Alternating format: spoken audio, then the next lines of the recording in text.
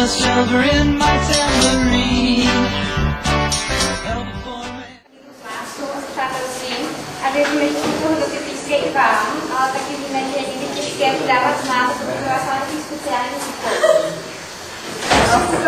My bychom vyzvali vás speciální jedince z našeho hnutí, Broňka a Pavlíka.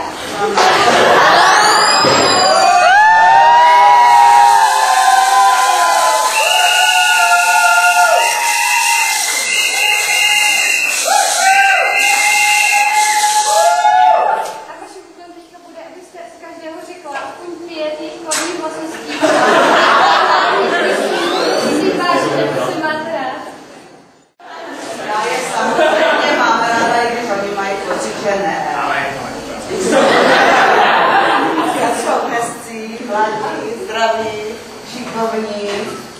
To jsou právě vlastnosti? To není vlastnost, že je hezký a hajnej. Jo, je, to se počítá.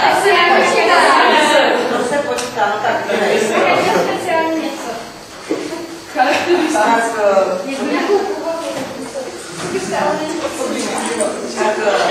řekněme, že Broněk je milý někdy.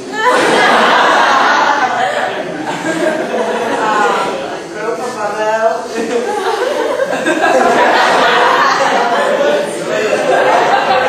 On je chytrý.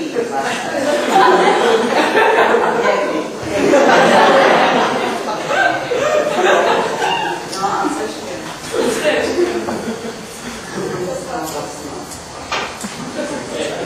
No škaredou by našu.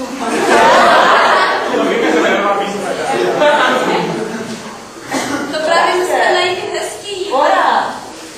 To je na vás. To je na vás, vy musíte říct, čeho si na nich ceníte. Tak já si na nich hlavně cením toho, že mě mají rádi a já je. Že se neměli, nebo mě